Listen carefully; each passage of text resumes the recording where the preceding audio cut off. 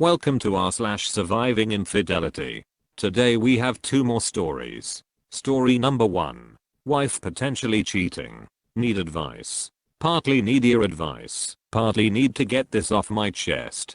25-year-old male says, my wife, 22, violated my trust. I give her the utmost freedom to hang with whoever she wants and never ask questions, but this time it got to me. Lately she found a math tutor that she would go to occasionally. She was over at his house once in a while getting tutored, and I saw the location on Snapchat quickly and remembered it. The class is now done. Later she randomly invites him over to our apartment for dinner. Thought nothing much of it, but I did find out randomly that she did have a white claw at his house and took a hit from his bong, which is uncharacteristic of her and took me by surprise. Flash forward a week later, and she says she is going to meet with an old friend in a distant town. I see on Snapchat she is at the tutor's house, which is at a town far away and in a different direction. I text her to ask her where she is, and she blatantly lies to me. She comes home, and I ask her why the location was at a distant location. She lies and says she missed the exit and took a detour, which was a terrible lie because it was the opposite direction. I then ask her why she was at that location for 2 hours, and she lies again and says Snapchat was glitching. I then finally pinned her and asked her why the location was her ex-tutor's house. She admitted to lying and claimed she just wanted to visit him and talk because he is going through something and is a good friend. In our culture, men are very apprehensive and offensive, and she didn't know how to explain that she was hanging out with him after there was no reason to, due to the math class being finished. She apologized profusely and claimed nothing happened. I didn't accept the apology and only forgave her a couple days later because I couldn't stand her lying to me when I never give her reason to be afraid of anything.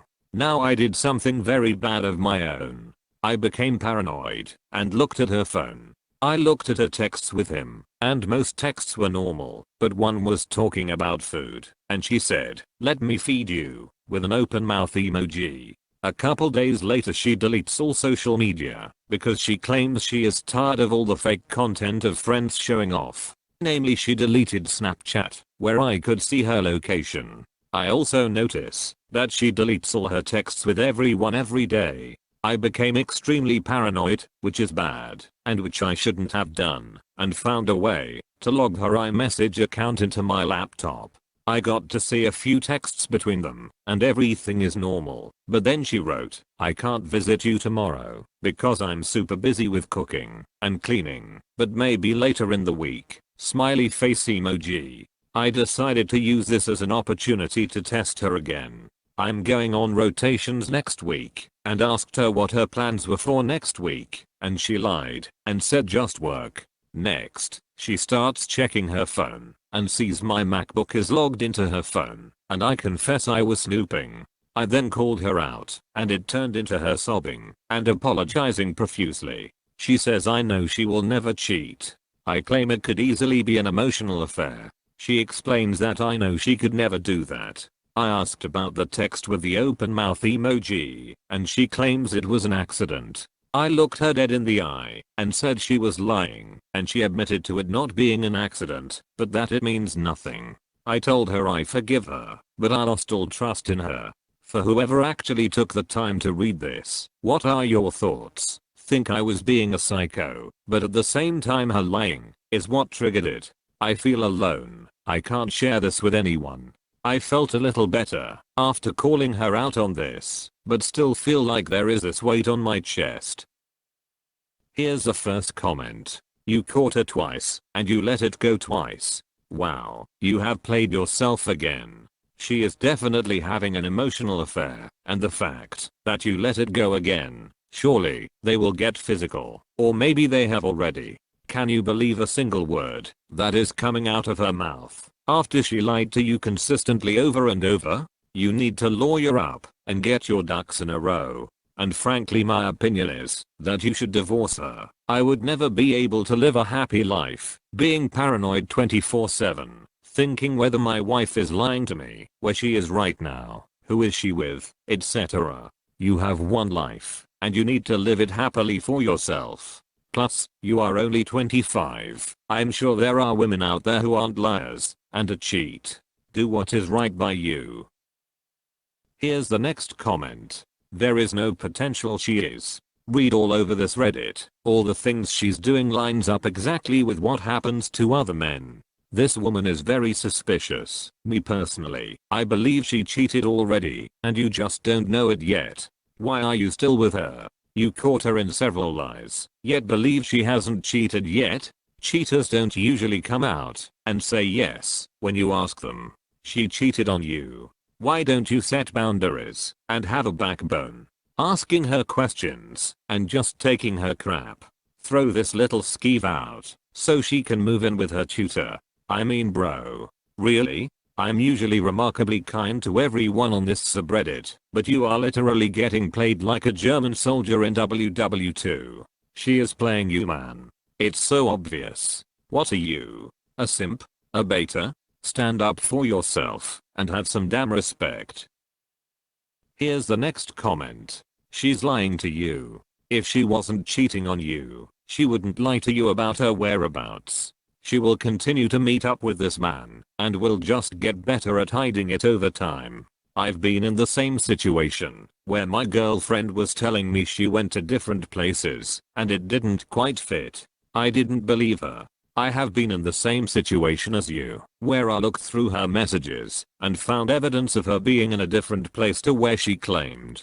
She lied to me and told me she wasn't at those places, even though I had evidence. I kept looking into her messages and found the truth, that she was cheating on me. You already know she is lying to you. You should trust your instincts, that something else is likely going on as well.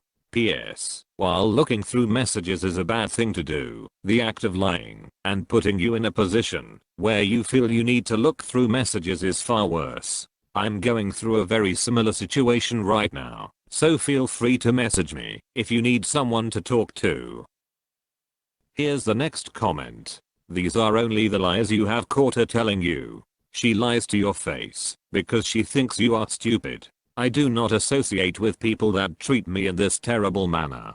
As a matter of fact, I make an effort to get away from them.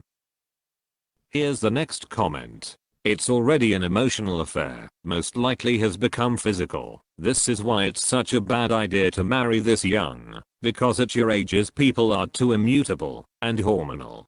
To be brutally honest, she is cheating and doing it so sloppily the entire world can see what she is doing. It's already done at this point. You can't trust her. She will keep seeing him and keep lying to you. You are just going into a death spiral of becoming a psycho-controlling boyfriend because of the cheating that is occurring right in your face.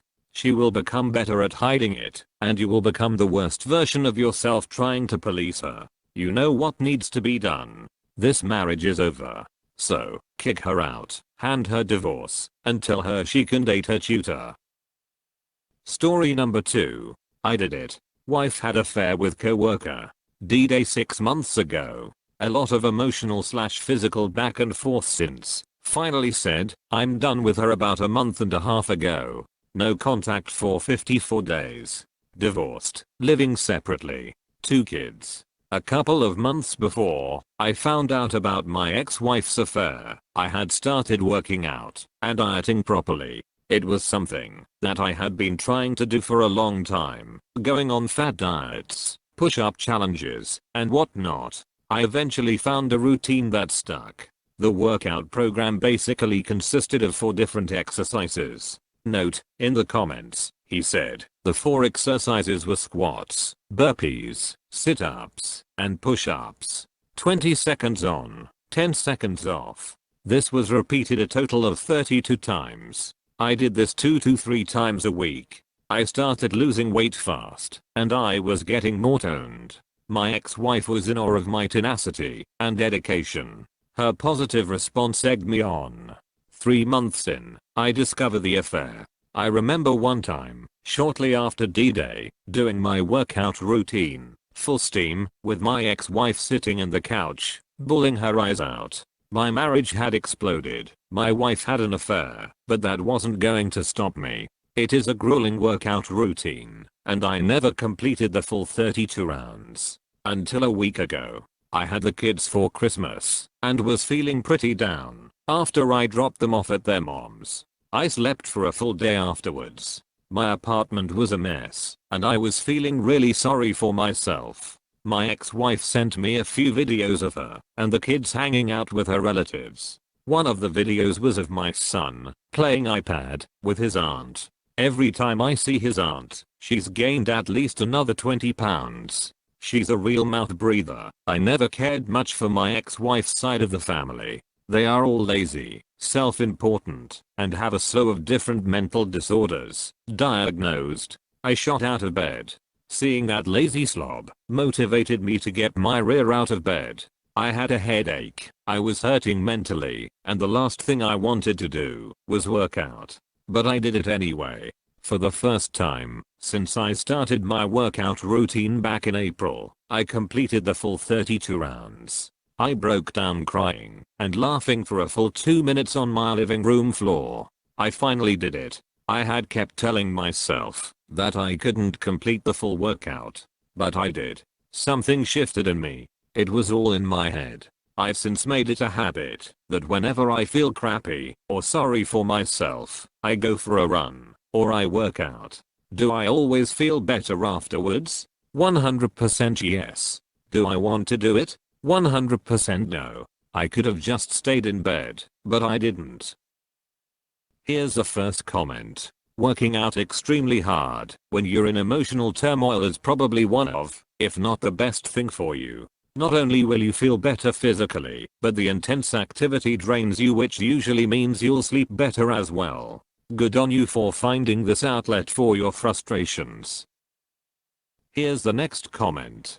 Good for you. The stories of how people learn to motivate and love themselves after someone worthless tries to destroy their lives are what make this subreddit so great. Way to shed the weight of your cheating ex and take your power back, friend.